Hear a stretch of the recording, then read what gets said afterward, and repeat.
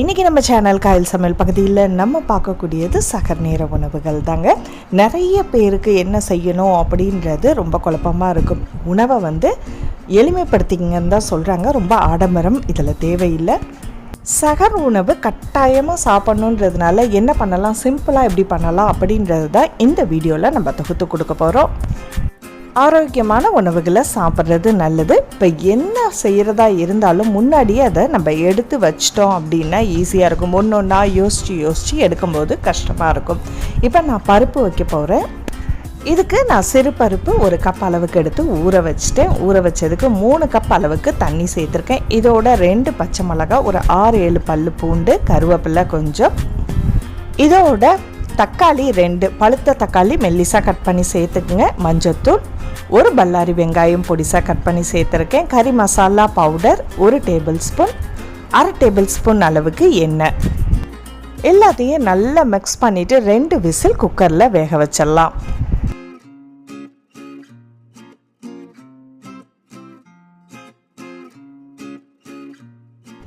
இப்போ 2 விசில் வந்துருச்சு பாருங்கள். நல்லா பருப்பு வெந்திருக்கு. இதை கொஞ்சமாக தண்ணி ஊற்றி நல்லா மிக்ஸ் பண்ணி விட்டுடுங்க.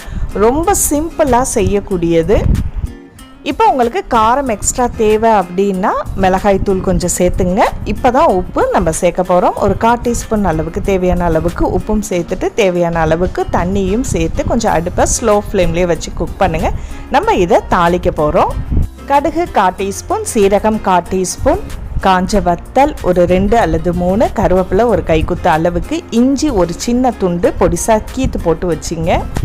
எல்லாத்தையுமே 3 டேபிள் ஸ்பூன் எண்ணெயில் தாளிச்சிட்டு இதோட நம்ம சேர்த்துக்கலாம். கடைசியாக கொத்தமல்லி தூவிக்கிங்க.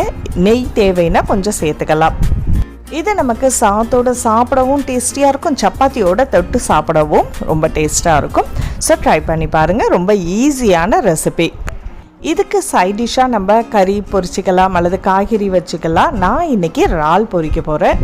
கடாயில் ஒரு 3 டேபிள் ஸ்பூன் அளவுக்கு நல்லெண்ணெய் விட்டுக்குங்க. நல்லெண்ணெய் காஞ்சதுக்கப்புறம் 1/4 டீஸ்பூன் கடுகு, 1/4 டீஸ்பூன் சீரகம், பச்சை மிளகாய் 2, கருவேப்பிலை ஒரு கைக்குத்து அளவுக்கு, சின்ன வெங்காயம் அல்லது பல்லாரி வெங்காயமாக இருந்தால் ஒரு 2 அல்லது 3 பல்லாரி வெங்காயம் நல்ல பொடிசாக நறுக்கி சேர்த்துக்குங்க. இதோட உரல்ல தட்டின பூண்டு ஒரு 7 பல்லு சேர்த்துக்கலாம். மஞ்சத்தூள், தனி மிளகாய்த்தூள் உங்கள் கார தேவைக்கு, 1/2 டேபிள் ஸ்பூன், மல்லித்தூள் 1/2 டேபிள் ஸ்பூன், இதையும் சேர்த்து கொஞ்சம் நல்லா மிக்ஸ் பண்ணி விட்டுடுங்க. 3 தக்காளி நல்ல பொடிசாக கட் பண்ணி சேர்த்துங்க. இல்லைன்னா மிக்சியில் ஒரு அடி அடிச்சுட்டு அதையும் நம்ம இதோட சேர்த்துக்கலாம். தேவையான அளவுக்கு உப்பு, இது எல்லாத்தையுமே சேர்த்து அடுப்பை கொஞ்சம் ஸ்லோ ஃப்ளேமில் வச்சு மூடி போட்டு குக் பண்ணுங்கள். எண்ணெய் அப்படியே பிரிஞ்சு வரணும். நல்ல எண்ணெய் விட்டுக்கிட்டு சூப்பராக இருக்கும். இந்த டைமில் நம்ம இறால் இதில் சேர்க்கலாம். இறால் ஏற்கனவே நான் மஞ்சத்தூள் உப்பு போட்டு நான் மசாலா தூள் போட்டு பெரட்டி வச்சுருக்கேன். இதை நம்ம ஸ்டோர் பண்ணி வச்சுக்கிட்டோம் அப்படின்னா இறால் பொரிக்கும் போது ஈஸியாக இருக்கும்.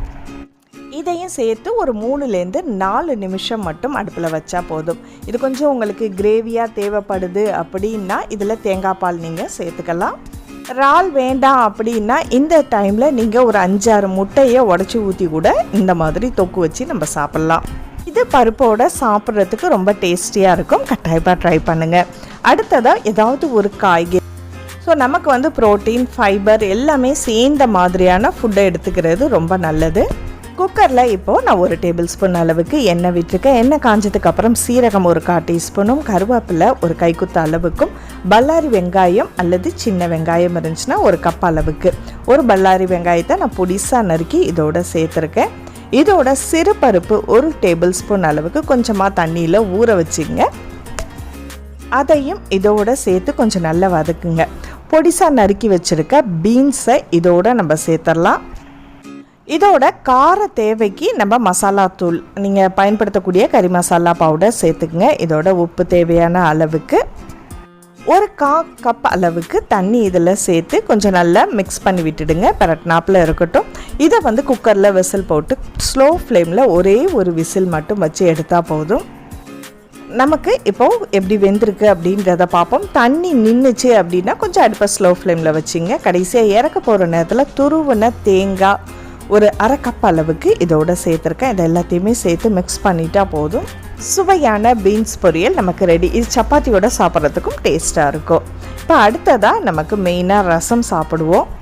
ரொம்ப ரொம்ப ஈஸியாக செய்யக்கூடிய ரசம் தான் இன்றைக்கி நம்ம செய்ய போகிறோம்.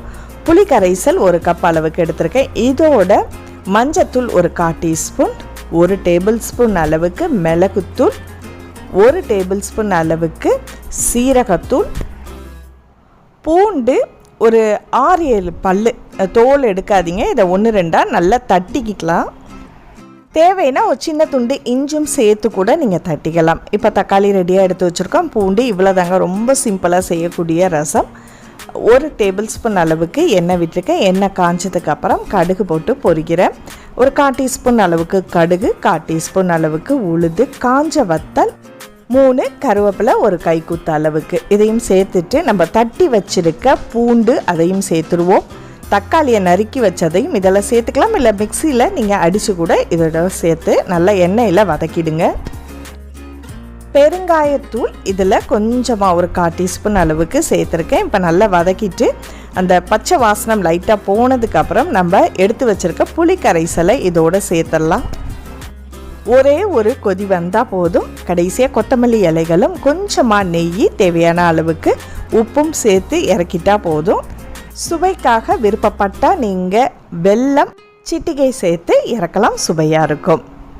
சகர் உணவுகளில் அதிகமாக எண்ணெய் சேர்க்க வேண்டாம். உங்களுக்கு ப்ரான் பிடிக்கல அப்படின்னா முட்டை கூட நம்ம சேர்த்துக்கலாம், அல்லது வெஜிடபிள்ஸும் சேர்த்துக்கலாம். இந்த தாலோட உங்களுக்கு இது ரெண்டுமே சூப்பராக இருக்கும். ட்ரை பண்ணி பாருங்கள்.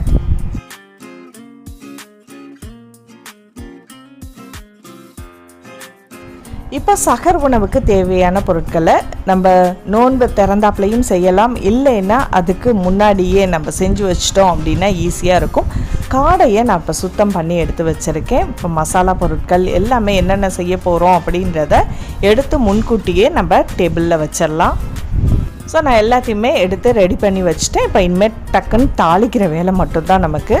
இப்போ ஒரு கடாயில் நான் ஒரு 3 கிராம்பு, 4 ஏலக்காய், ஒரு சின்ன துண்டு பட்டை, ஒரு அன்னாசி பூ, மராட்டி மொக்கு இருந்தால் பயன்படுத்திக்கலாம், இல்லைன்னா வேண்டாம்.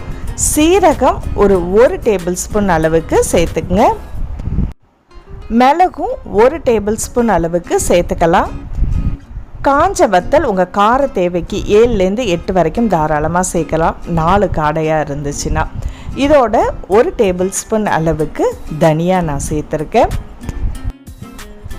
இது 4 காடைக்குள்ள அளவை உங்களுக்கு சொல்லியிருக்கேன். 8 காடை அப்படின்னா நீங்கள் அதை டபுள் ஆக்கிங்க. தேவையான அளவுக்கு இதை மெஷர்மெண்ட்டை நீங்கள் கூட்டிக்கலாம்.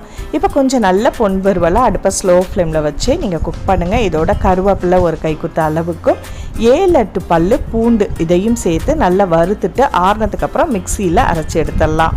இப்போ அதே கடாயில் நம்ம அரை கப் அளவுக்கு நல்லெண்ணெய் இதில் சேர்த்துங்க. எண்ணெய் காஞ்சதுக்கு அப்புறம் இதில் நீட்டமாக நறுக்கி வச்ச மெல்லிசாக நறுக்கி இருக்கக்கூடிய பல்லாரி வெங்காயம் 2 பெருசாக உள்ள சேர்க்குறேன். இதோட பச்சை மிளகாய் 1, கருவேப்பிலை ஒரு கைக்குத்த அளவுக்கு, இஞ்சி பூண்டு விழுது 1/2 டேபிள் ஸ்பூன் அளவுக்கு சேர்த்துட்டு கொஞ்சம் அடுப்பை ஸ்லோ ஃப்ளேம்லேயே வச்சு வதக்கிட்டுருக்கேன். இதோட மஞ்சத்தூள், தேவையான அளவுக்கு உப்பு. கொஞ்சம் கலர் சேஞ்ச் ஆனதுக்கு அப்புறம் நம்ம பொடிசாக நறுக்கி வச்சுருக்க தக்காளியும் 2 தக்காளி, நல்ல பெரிய சைஸ் தக்காளி நான் இதில் சேர்க்குறேன். அதையும் சேர்த்து கொஞ்சம் நல்லா வதக்கிடுங்க. நல்லா மூடி போட்டு குக் பண்ணும்போது, ஸ்லோ ஃப்ளேமில் குக் பண்ணும்போது எண்ணெய் விட்டுக்கிட்டு ரொம்ப சூப்பராக இருக்கும். நல்லா தக்காளி எல்லாமே மசியட்டும். மசியும் போது நம்ம அரைச்சி வச்சுருக்கிற இந்த மசாலா கலவையை இதோடு சேர்த்துக்கலாம். 4 காடைக்குள்ள அளவு தான் நான் உங்களுக்கு சொல்லியிருக்கேன். இப்போ இந்த எண்ணெயில் வதங்கும் போது பாதி இந்த மிளகு தூளை நம்ம இதோட சேர்த்துக்கலாம். அரைச்சி வச்ச மசாலா தூள், தேவையான அளவுக்கு உப்பு சேர்த்து கொஞ்சமாக தண்ணி விட்டு அதை வதக்கிடுங்க. மசாலா வாசனை லைட்டாக போனதுக்கப்புறம் நம்ம சுத்தம் செஞ்சு வச்சுருக்க காடையை சேர்த்துட்டு அதோட மீதி இருக்கிற கொஞ்சம் மசாலா தூளையும் இதோட சேர்த்துடலாம். காடை முழுகக்கூடிய அளவுக்கு தண்ணியும் சேர்த்து நம்ம மூடி போட்டு ஒரு 15 to 20 மினிட்ஸ் தாராளமாக எடுக்கும். ஸ்லோ ஃப்ளேம்லேயே வச்சு குக் பண்ணுங்கள். அப்பப்போ இடையில கிண்டி விட்டுங்க. அப்போ தான் மசாலா எல்லா இடத்துலையும் ஈவனாக நமக்கு ஸ்ப்ரெட் ஆகும். இப்போ எல்லா பக்கத்துலேயுமே கொஞ்சம் நல்ல மசாலா பிடிச்சிருக்கு. இதுக்கு மேலேயும் கடைசியாக திரும்பவும் தண்ணிலாம் விட்டதுக்கப்புறம் இந்த மசாலா தூளை கொஞ்சமாக சுற்றி வர ஸ்ப்ரெட் பண்ணி விட்டுட்டு நல்லா பரட்டி விட்டுடுங்க. கடைசியாக நம்ம இது சேர்க்கும்போது இன்னும் நல்ல ஒரு வாசனையாகவும் சுல்லுன்னு டேஸ்ட்டும் நல்லாயிருக்கும். சேர்த்துட்டு திரும்ப ஒரு 10 நிமிஷம் நம்ம அடுப்பில் வச்சு குக் பண்ணி எடுத்தோம்னா போதும். சுவையான காடை வறுவல் நமக்கு ரெடி ஆகிடுச்சு. நைட் டைமில் சாதத்தோடையோ அல்லது சப்பாத்தியோடையோ சாப்பிட்றதுக்கு ரொம்ப டேஸ்டியாக இருக்கும். கடைசியாக கொத்தமல்லி இலைகளையும் தூவி நம்ம இறக்கிடலாம். இதே மெத்தட்லேயே நீங்கள் சிக்கனும் செய்யலாம், இல்லைன்னா உருளைக்கிழங்கையும் நம்ம கட் பண்ணி இதே மெத்தடில் செய்யும்போது ரொம்ப டேஸ்டியாக இருக்கும். காரசாரமான காடை வறுவலும் நமக்கு ரெடி ஆகிடுச்சு. அடுத்ததாக இதுக்கு ஏற்ற மாதிரியான ஒரு குழம்பு பார்க்க போகிறோம். குக்கரில் 1 டேபிள் ஸ்பூன் எண்ணெய் விட்டுருக்கேன். எண்ணெய் காஞ்சதுக்கப்புறம் சீரகம் ஒரு 1/4 டீஸ்பூன் அளவுக்கும், பல்லாரி வெங்காயம் 1 நல்ல நீட்டமாக நறுக்குனது 1, பச்சை மிளகாய் 2 கார தேவைக்கு நீங்கள் சேர்த்துக்கலாம், கருவேப்பிலை ஒரு கைக்குத்து அளவுக்கு, இஞ்சி பூண்டு ஒரு 1/4 டீஸ்பூன் அளவுக்கும், உப்பு கொஞ்சம் சேர்த்து நல்லா வதக்குங்க. மஞ்சத்தூள் ஒரு 1/4 டீஸ்பூன் அளவுக்கும், தனி மிளகாய்த்தூள் 1/2 டேபிள் ஸ்பூன் அளவுக்கும், தனியா பவுடர் ஒரு 1/2 டேபிள் ஸ்பூன் அளவுக்கும், சீரகத்தூள் ஒரு 1/4 டீஸ்பூன் அளவுக்கும் சேர்த்துங்க. எல்லாம் சேர்த்ததுக்கப்புறம் 3 தக்காளி நான் இதில் பொடிசாக நறுக்கி இதோட சேர்த்துருக்கேன். மிக்சியில் அரைச்சி கூட நீங்கள் இதில் சேர்த்துக்கலாம். ஒரு 1/4 கப் அளவுக்கு தண்ணி சேர்த்து கொஞ்சம் அடுப்பை ஸ்லோ ஃப்ளேம்லேயே வச்சு குக்கரில் ஒரே ஒரு விசில் மட்டும் நம்ம வச்சு எடுத்துருவோம். ஏன்னா தக்காளி வெங்காயம் எல்லாம் மசியணும் அப்படின்றதுனால இதோட சேர்த்துருக்கேன். இப்போ இது கூட நான் கத்திரிக்காய் சேர்க்க போகிறேன். கத்திரிக்காவை நல்ல பொடிசாக நறுக்கி தண்ணியில் போட்டுருங்க. ஒரு கத்திரிக்காவை 4ஆக நறுக்கிங்க, அல்லது அதை பாதியாக கூட கட் பண்ணி நீங்கள் சேர்த்துக்கலாம். இதையும் சேர்த்துட்டு கொஞ்சம் நல்லா பரட்டி விட்டுட்டு ஒரு 1/4 கப் அளவுக்கு தண்ணி சேர்த்துங்க. தேவையான அளவுக்கு உப்பு மட்டும் சேர்த்துட்டு ஒரே ஒரு விசில் மட்டும் வச்சு எடுத்துருங்க. விசில் போனதுக்கப்புறம் இதில் நம்ம ஒரு 1/2 கப் அளவுக்கு தேங்காய் பால், கொஞ்சம் தண்ணி கூட சேர்த்துக்கலாம். இதில் அந்த மாதிரி மிக்ஸ் பண்ண தேங்காய் பால் கலவையை இதோடு சேர்த்துட்டு ஒரு 5 மினிட்ஸ் மட்டும் நம்ம அடுப்பில் வச்சு எடுத்தால் போதும். சுவையான கத்திரிக்காய் குழம்பு ரெடி ஆகிடுச்சு. இதுக்கு நீங்கள் கூட புளி கூட சேர்த்துக்கலாம். ரொம்ப புளிப்பாக வேணும் அப்படின்னா அதையும் சேர்த்துக்கலாம். கடைசியாக கொத்தமல்லி தழை போட்டு இறக்கிட்டிங்கன்னா போதும். இதுவும் உங்களுக்கு சப்பாத்தியோ அல்லது இட்லியோட தொட்டு சாப்பிட்றதுக்கு டேஸ்டியாக இருக்கும்.